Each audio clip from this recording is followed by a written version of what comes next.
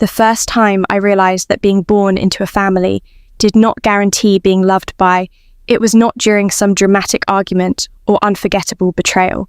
It happened quietly, over years of watching one person receive endless praise while another learned to survive on whatever scraps of attention remained. My name is Natalie Brooks. I was 26 years old when everything finally came full circle, though at the time I didn't realize the greatest victory of my life would arrive inside a plain manila folder. For 2 years, my parents treated me as though I no longer existed. They erased me from family photographs. They spread lies about my mental health. They convinced relatives that I had abandoned everyone because I had lost touch with reality. When their attorney eventually summoned me to his office, they believed they were delivering one final humiliation. Instead, they unknowingly handed me complete control over their future. But that ending only makes sense if you understand how everything began. Growing up, our home revolved around one person. My older sister, Olivia, was the center of every conversation, every celebration, and every sacrifice. If Olivia wanted something, she received it almost immediately. If I wanted the same thing, I was reminded to be grateful for what I already had. My parents never admitted they played favorites. They didn't have to. Their actions spoke loudly enough. When Olivia wanted the larger bedroom because she needed more closet space, my parents spent an entire weekend painting it her favorite color before moving all of her furniture inside. I was quietly relocated to the smaller room overlooking the alley.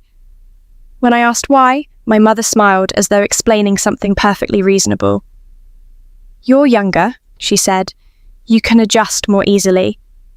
That sentence became the answer to almost everything. Why couldn't I attend the summer science camp? Because Olivia needed money for a shopping trip. Why couldn't I replace my broken laptop? Because Olivia wanted the newest phone. Why couldn't my birthday dinner be at my favorite restaurant? Because Olivia didn't like their menu. Every compromise somehow benefited the same person. As children, I kept convincing myself things would become fair when we grew older. Adults were supposed to be reasonable. Parents were supposed to recognize effort. Surely one day they would notice. I focused on school because it was the only place where hard work actually mattered. While Olivia spent weekends at parties, I worked after classes at a neighborhood grocery store. Every paycheck went toward tuition savings. I studied late into the night while everyone else slept. Coffee became my closest companion. There were evenings when exhaustion blurred the words in my textbooks, but I refused to quit. I wanted a future no one could take away. When university graduation finally arrived, I graduated first in my finance program. For the first time in years, I allowed myself to believe my parents would be proud. I reserved 2 seats near the front of the auditorium. I even wrote their names on the program booklet. As I carefully ironed my graduation gown that morning, I imagined seeing them applaud when my name echoed through the hall. Just one day, just one moment. That was all I wanted. An hour before the ceremony, my phone rang. Mother. A knot formed in my stomach before I answered. "Hi, Mum." Her voice sounded rushed. "Natalie, sweetheart, we're not going to make it today." I froze. What happened? "Oh, Olivia forgot to arrange transportation to the airport. She has that vacation with her friends this weekend, remember? Your father and I have to drive her. It's 3 hours away." I stared silently at the cap resting on my kitchen table. "My graduation starts in an hour." "I know, honey." She sighed impatiently. "We'll celebrate another time." Before I could respond, the line went dead. I remained standing there, phone still pressed against my ear, listening to nothing but silence. The room suddenly felt much colder than it had only moments before. The drive to the university felt much longer than it actually was. Rain clouds drifted lazily across the sky, casting soft shadows over the campus, where hundreds of graduates hurried toward the auditorium with their families. Parents carried bouquets of flowers. Younger siblings chased one another across the lawn. Cameras flashed everywhere. I parked my aging sedan and sat inside for nearly 5 minutes. The 2 empty seats I'd reserved for my parents lingered in my thoughts. Maybe they'll surprise me, I whispered to myself. Deep down, I already knew they wouldn't. Still, hope is a difficult habit to break. Inside the auditorium, students laughed nervously while adjusting their caps and gowns. My best friend, Emma, hurried over carrying a bouquet of yellow lilies. "There you are," she said, wrapping me in a hug.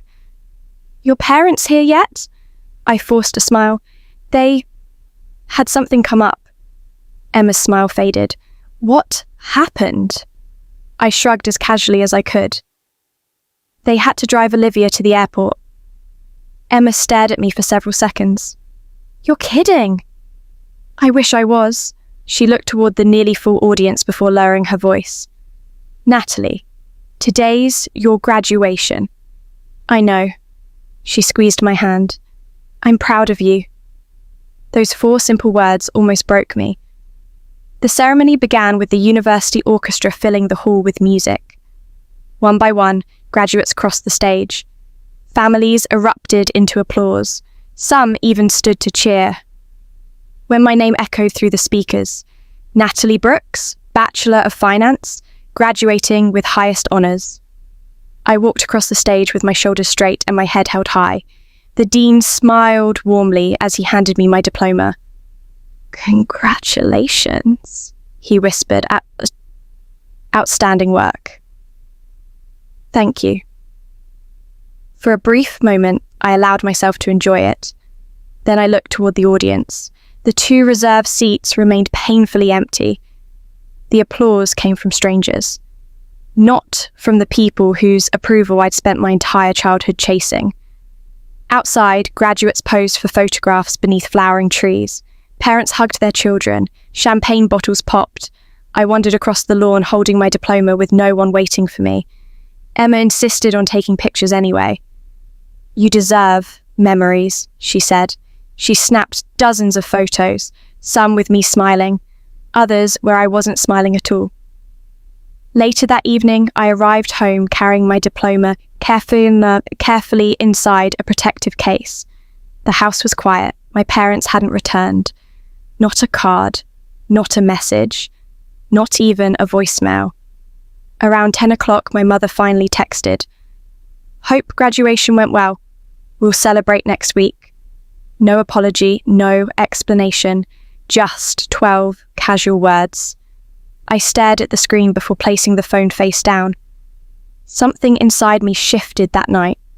Not anger, not sadness, acceptance.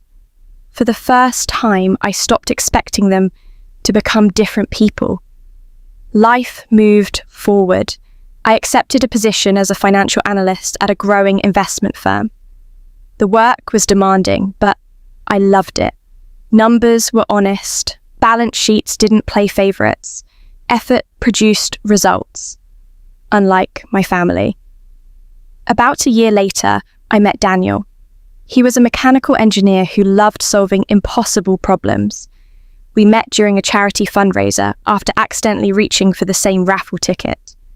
"You can have it?" he laughed. "I insist." "No," I replied. "You touched it first." "So we're arguing over a $5 raffle ticket?" "It appears we are." He smiled. "I like meeting stubborn people." "So do I." That conversation lasted nearly 3 hours. By the end of the evening, we had exchanged numbers. Within months, Daniel became the safest place I'd ever known. He listened without interrupting. He never tried to fix my past. He simply reminded me that I deserved better than it. For the first time in my life, love didn't feel conditional. It felt peaceful. I slowly began believing that maybe the family I was born into didn't have to define the family I would someday build. Daniel proposed on a quiet autumn evening beside the river, where we had shared our first long walk together. There were no photographers hiding behind trees, no elaborate surprises, and no crowd waiting to applaud. It was just the 2 of us. The city lights shimmered across the water as he reached into his jacket pocket. "Natalie," he said, his voice steadier than his hands. I've spent the last year discovering what real partnership looks like. Every challenge feels smaller with you beside me, and every success feels bigger because I get to share it with you. He smiled nervously. I don't promise a perfect life. I just promise that you'll never face it alone. He opened the small velvet box. Will you marry me? Tears filled my eyes before I could answer. Yes. He slipped the ring onto my finger, and for the first time in years, I felt completely chosen. Not because of what I had accomplished, not because of what I could provide, simply because I was me. A few weeks later, I decided to give my parents one final opportunity. Against Daniel's better judgment, I invited them to dinner at a quiet restaurant. I'm not expecting miracles, I told him while we waited near the entrance. I just don't want to wonder later if I should have tried one last time. Daniel nodded. Whatever happens tonight, we'll face it together. My parents arrived 20 minutes late. My father barely acknowledged me before shaking Daniel's hand with obvious reluctance. So, my father said as everyone sat down, you're the engineer. Daniel smiled politely. Yes, sir. What kind of engineer? Mechanical. And where did you study? Daniel answered calmly, explaining his education and career. My father leaned back in his chair. I suppose it's respectable work. The pause that followed felt deliberate, but it certainly isn't the future I imagined for my daughter. The table fell silent. Daniel remained composed. I love your daughter, he said. That's the future I'm focused on. Olivia let out a quiet laugh. So romantic? My mother smiled at her before turning toward me. Natalie, don't you think you're settling? You've always had so much potential. I stared at her. Settling? My father folded his hands. You're intelligent, attractive, financially successful. You could have married into real wealth. He looked directly at Daniel. No offense, Daniel answered before I could. I'll take none. My father's expression hardened. I simply think Natalie is making a financial downgrade. The words hung over the table like smoke. I watched Daniel carefully. He wasn't angry. He wasn't embarrassed. He looked disappointed, not for himself, for me. Because he had just witnessed the way my own parents spoke to their daughter. I slowly placed my fork on the plate. I think we're finished. My mother frowned. We haven't even ordered dessert. I'm not talking about dinner. Both parents looked confused. I'm talking about us. My father scoffed. Oh, don't be dramatic. I stood. No, Dad. I've spent 26 years pretending this family treats me fairly. Tonight, I finally stopped pretending. Olivia crossed her arms. So you're choosing him over your family? I looked at Daniel. He quietly stood beside me. Then I turned back toward my sister. No. I'm choosing myself. Without another word, I took Daniel's hand. We walked through the restaurant while dozens of conversations continued around us. No one stopped us. No one apologized. Behind us, I heard my father call my name. I didn't turn around. Outside, the cool evening air filled my lungs. Daniel squeezed my hand. You okay? I took out my phone. One by one, I blocked every number connected to my family. Mother, father, Olivia, home. Then I looked at Daniel. I am now. Over the following days, I blocked emails, removed them from social media, and quietly disappeared from every part of their lives. No dramatic announcement, no public confrontation, just silence. For the first time since childhood, I allowed myself to believe that peace was possible. I had no idea that my family would refuse to let that peace exist, and that the lies they were about to spread would become even more painful than the years of favoritism that came before. For the first few weeks after cutting contact, the silence felt almost unfamiliar. Every morning, I reached for my phone expecting another critical message from my mother or another passive-aggressive email from my father. Instead, there was nothing. No guilt, no demands, no accusations. The quiet was healing. Daniel noticed the difference almost immediately. "You smile more," he said one Saturday morning as we unpacked groceries in our apartment. "Do I?" "You do. You're finally sleeping through the night." I laughed softly. "I didn't even realize." He wrapped an arm around my shoulders. "You've spent your whole life waiting for the next emotional storm. Now there isn't one." I leaned against him. "I hope it stays that way." Unfortunately, it didn't. The first hint that something was wrong came from an unexpected phone call. My cousin Rachel's name appeared on my screen. We hadn't spoken in nearly a year. I answered it cautiously. "Hi, Rachel." There was an awkward silence before she spoke. "Natalie, are you okay?" The question caught me off guard. "Of course. Why?" Another pause. "I wasn't sure if I should call." "Rachel, what's going on?" She took a deep breath. "Your mom said you've been having a serious mental health crisis." I froze. "What?" "She told everyone you're not thinking clearly, that you've become paranoid and isolated yourself from the family." My grip tightened around the phone. "She also said Daniel has been controlling your life and keeping you away from everyone who loves you." For several seconds, I couldn't speak. It felt as though the floor had disappeared beneath me. Finally, I whispered, "None of that is true." "I know," Rachel replied gently. "That's why I called." Tears filled my eyes. "Thank you." After hanging up, I sat motionless at the kitchen table. Daniel walked in moments later and immediately noticed my expression. "What happened?" I handed him the phone. "My parents." He read the recent call log before looking back at me. "What did they do?" I swallowed hard. "They're telling everyone I've lost my mind." His face darkened. "They what?" "They're saying I'm mentally unstable, that you're manipulating me, that I'm being held against my will." Daniel sat beside me. For a long moment, neither of us spoke.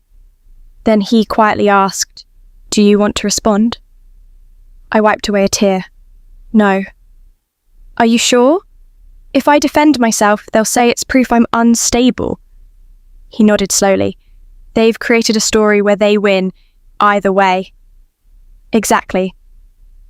Over the following months, pieces of their campaign reached us from different directions. An old neighbour emailed asking whether I needed professional help. A former classmate awkwardly asked if the rumours were true.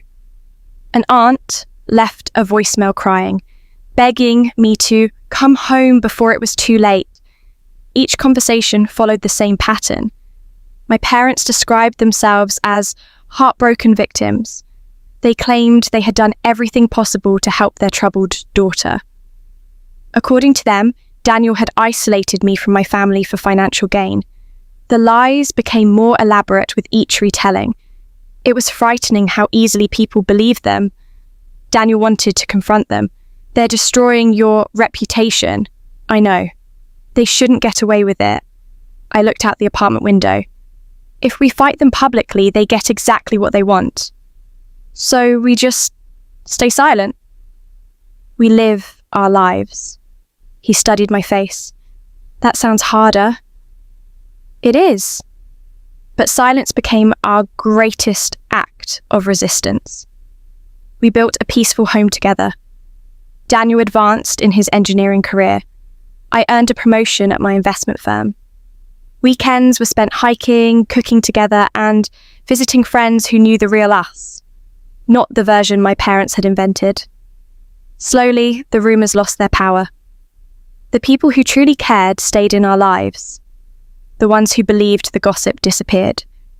And I learned something important. Sometimes defending your peace means refusing to attend a battle someone else desperately wants you to fight. 2 full years passed without a single conversation with my parents. I honestly believed that chapter of my life had finally closed. Then, on an ordinary rainy Tuesday morning, a receptionist walked into my office carrying a sealed legal envelope. The return address belonged to one of the most prestigious law firms in the city. My heart sank before I even opened it.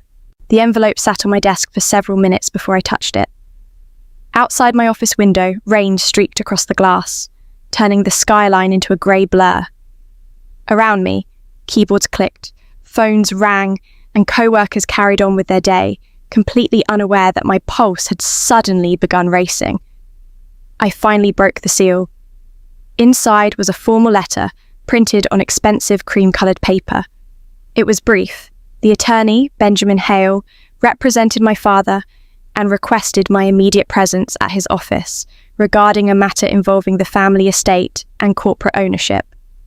The meeting was described as urgent and required my signature on legal documents. I read the letter 3 times. My hands were trembling. For 2 years, my parents had acted as though I didn't exist. Now they wanted my signature. The possibilities flooded my mind. Had they found a way to sue me? Were they trying to force me into court? Could they somehow use the rumours about my mental health to have me declared incompetent? By the time I arrived home that evening, Daniel could tell something was wrong before I even spoke. "You look like you've seen a ghost." I handed him the letter. He read it silently, then looked up. "What do you think this is?" "I honestly don't know." He pulled out a chair for me. "Sit." I collapsed into it. My stomach hasn't stopped hurting since this arrived. Daniel leaned against the counter.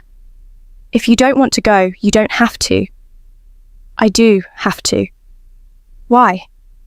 "Because if I ignore it and it's something serious, I'll always wonder." He nodded thoughtfully. "Then you won't go alone." I smiled faintly. "The letter says they only want me." "That doesn't stop me from waiting outside." His quiet confidence eased some of my anxiety. No matter what happened tomorrow, I wouldn't be facing it by myself. The next morning, the rain had stopped, leaving the streets shining beneath the early sunlight. Downtown looked as polished and intimidating as ever. The law firm occupied the top floors of one of the city's oldest office towers. Marble floors reflected the chandeliers overhead. Dark wood walls displayed framed certificates and photographs with prominent business leaders. Everything about the building whispered power. A receptionist greeted me politely. "Ms. Brooks?" "Yes." "Mr. Hale is expecting you." She led me down a long hallway lined with closed oak doors before stopping outside a spacious corner office. She knocked once. "Come in." Benjamin Hale rose from behind a massive mahogany desk. He appeared to be in his early 60s, impeccably dressed, with silver hair and calm, practiced manners. "Ms. Brooks." He extended his hand. "Thank you for coming." His voice was professional, almost detached. I shook his hand briefly before taking the chair across from him. Neither of us spoke for a moment. He studied me with quiet curiosity. "You resemble your grandfather." The unexpected comment caught me off guard. "I've been told that." "He was a remarkable businessman." I didn't respond. Benjamin folded his hands. "I understand this meeting may be uncomfortable." "That's one way to describe it." A faint smile crossed his face before disappearing. Without another word, he opened a desk drawer and removed a thick manila folder. He placed it carefully between us and slid it across the polished surface. "Your father instructed me to present this to you." I looked down at it, but didn't immediately open it. "What is it?" "I believe it's best if you read it yourself." His expression revealed nothing. No sympathy, no hostility, just patience. Slowly, I untied the string holding the folder closed. Inside were several legal documents bound together with tabs and handwritten notes. The title on the first page immediately caught my attention. Conditional Shareholder Agreement and Debt Assumption Authorization. My heartbeat quickened. This wasn't an inheritance. It wasn't a lawsuit. It was something far more complicated. And with every line I read, I began to realize that the people who had spent 2 years convincing the world I was broken were now depending on me to save everything they had left. The deeper I read into the document, the quieter the room became. Every paragraph answered one question while raising 3 more. This wasn't an estate issue at all. It was a financial rescue mission disguised as a legal agreement. I turned another page, then another. By the time I reached the attached financial summaries, the entire picture began to emerge. During the 2 years I had been out of their lives, my father had transferred nearly all operational authority of Brooks Freight Logistics to my sister, Olivia. According to the records, she had been promoted from a ceremonial executive role to acting president of the company. My eyebrows lifted. Olivia had never shown the slightest interest in business. She couldn't balance her personal budget without overdrawing her bank account, yet she had somehow been placed in charge of a multi-million-dollar logistics company. I continued reading. The financial statements painted a devastating picture. Revenue had fallen sharply. Major contracts had been lost. Operating costs had skyrocketed. Several suppliers had filed legal claims over unpaid invoices. The company had accumulated millions in new debt. Then I reached the section detailing executive expenses. Corporate funds had paid for luxury vacations, designer handbags, exclusive resort memberships, high-end vehicles, private shopping trips. The amounts were staggering. I didn't need anyone to tell me whose name was attached to those expenses. I already knew. I looked up at Benjamin Hale. When did this happen? He adjusted his glasses. It developed gradually. Gradually? He sighed. The company has been under severe financial pressure for some time. And my parents think my signature fixes this? He hesitated before answering. The lending institution is willing to approve a restructuring package. I continued staring at him. But only if you become personally liable alongside the existing shareholders. There it was. The truth. My parents didn't miss me. They needed me. I lowered my eyes to the final pages. Because my grandfather had established a minority ownership interest in my name when I was a child, the bank required unanimous shareholder approval before issuing additional financing. Without me, there would be no bailout, no emergency loan, no second chance. The agreement was astonishing. If I signed, I would accept legal responsibility for enormous corporate debt. In exchange, my parents offered me a vague promise of a future inheritance, assuming the company survived. I almost laughed. They had spent 2 years telling everyone I was unstable. Now they wanted to attach millions of dollars of liability to my supposedly unreliable judgment. The irony was breathtaking. Benjamin watched me carefully. I realized this is unexpected. Unexpected? That barely scratched the surface. I read the final paragraph one last time. Then something inside me broke free. A laugh escaped before I could stop it. It started as a quiet chuckle. Within seconds, it became uncontrollable. I leaned back in my chair, laughing so hard tears filled my eyes. Benjamin blinked in complete surprise. His composed expression vanished. "Ms. Brooks?" I couldn't answer. I kept laughing. He shifted uneasily. "Are you all right?" I finally caught my breath and looked directly at him. "Oh, I'm perfectly all right." He remained silent. I wiped a tear from my cheek. "Mr. Hale, for 2 years, my parents have been telling everyone I'm mentally unstable." He nodded cautiously. "I've heard certain family concerns?"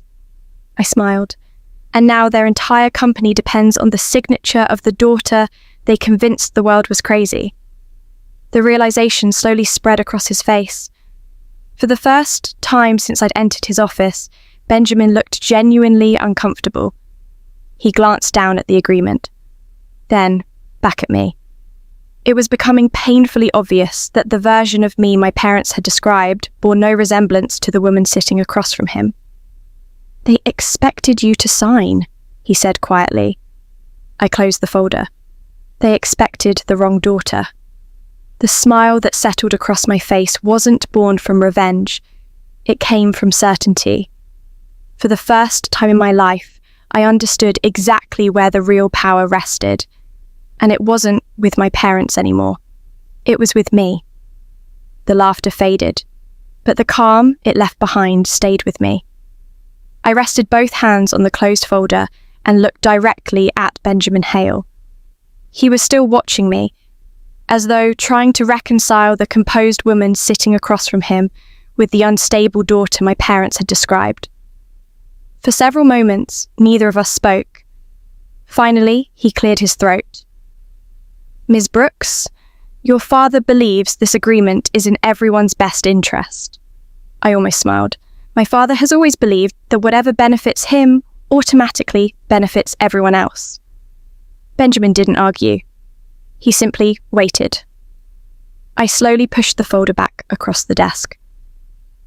"I'm not signing it." His expression remained professional, but I noticed the slightest tightening around his eyes. "I expected you might say that." "I'm not finished." He folded his hands. "I'm listening." I took a slow breath. "I have a degree in finance. I've spent years analysing distressed companies, restructuring proposals, and corporate governance. This agreement isn't a rescue plan. It's an attempt to transfer enormous financial risk onto the only shareholder whose personal credit hasn't been destroyed." Benjamin remained silent. "They're not asking me to save a business," I continued. "They're asking me to ensure the consequences of their own decisions." He nodded once. "I understand your perspective." "No," I replied calmly. "I don't think you do."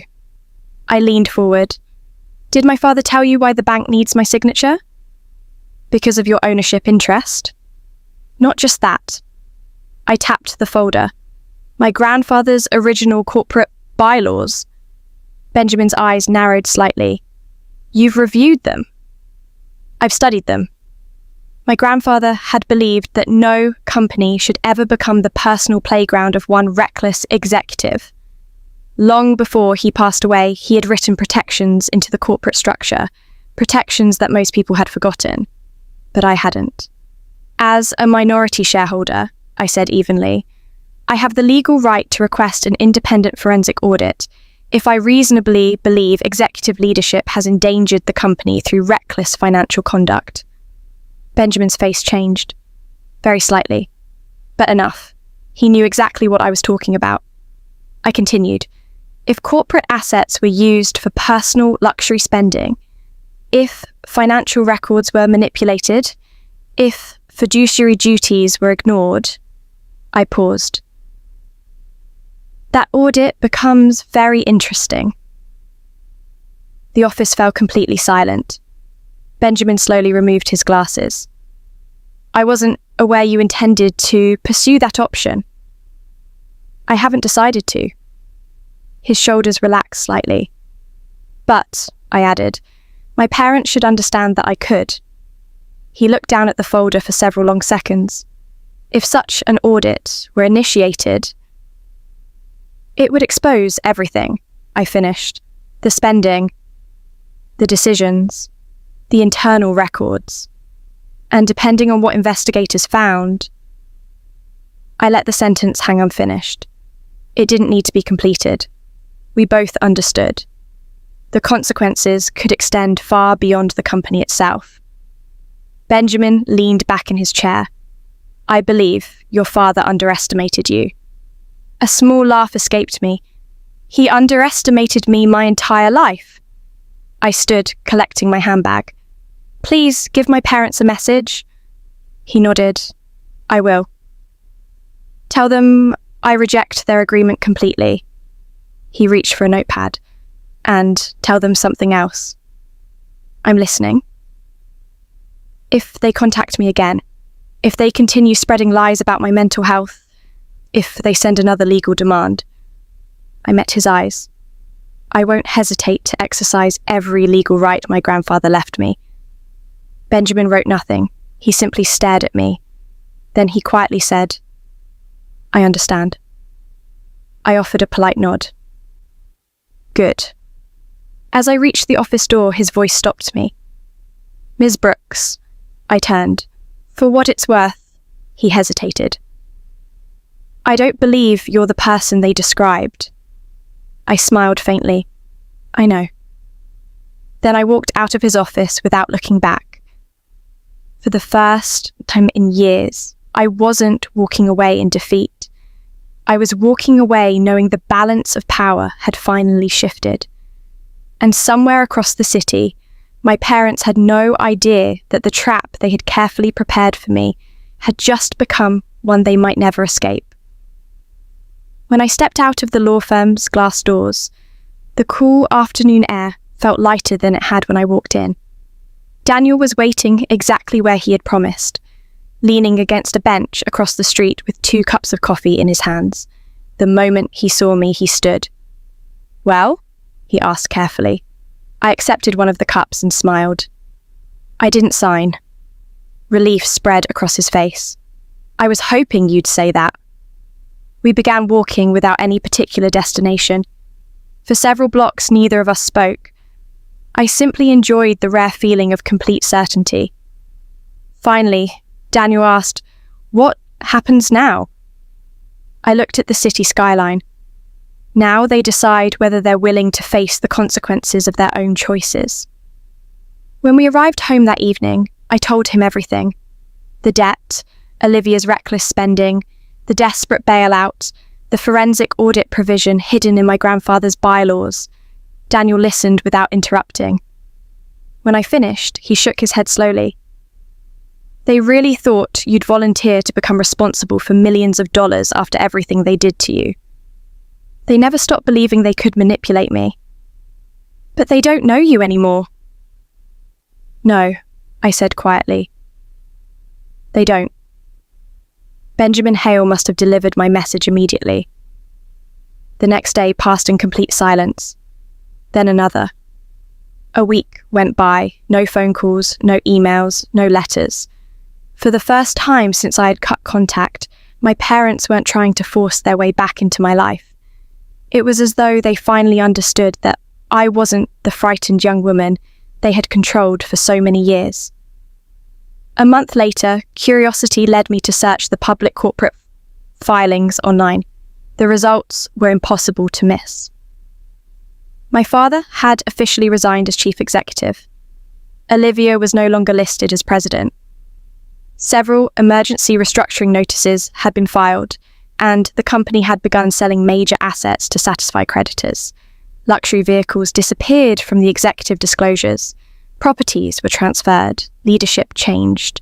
The business survived, but only after sacrificing nearly everything that had once symbolized my parents' success. I never requested the forensic audit. I didn't have to. The possibility alone had been enough. For the first time, they were forced to solve a crisis without sacrificing me in the process. Life became wonderfully ordinary after that. Daniel received a promotion that rewarded years of hard work. I accepted a senior finance position with a firm that valued integrity as much as performance. Together, we bought a modest home with a sunny kitchen, a small garden, and a porch where we spent quiet evenings talking about everything except the past. Sometimes, while watering the flowers, I thought about the little girl who had spent years trying to earn love she should have received freely. I wished I could tell her something, that none of it had been her fault, that success would never make the wrong people love her, and that walking away wasn't giving up. It was choosing peace. I also thought about my grandfather. The minority shares he placed in my name had never really been about money. They had been about protection. Somewhere deep down, perhaps he had recognized what no one else was willing to admit, that one day I might need a way to stand on my own. His final gift wasn't an inheritance. It was independence. I haven't spoken to my parents or Olivia since that meeting with Benjamin Hale. I don't know whether they regret what they did. I don't spend my time wondering anymore. Forgiveness doesn't always require reconciliation. Sometimes it simply means refusing to let someone else's bitterness occupy space in your future. Looking back, I realised the attorney believed he was handing me a document that would force me into surrender. Instead, he unknowingly delivered proof that the people who had dismissed me all my life needed the very person they had tried hardest to destroy. The greatest victory wasn't watching their empire shrink. It wasn't seeing expensive cars sold or executive titles disappear. My greatest victory was much simpler. I built a life where respect replaced fear, where love replaced obligation, and where my worth was no longer measured by people who had never truly seen it. That was the inheritance they could never take away.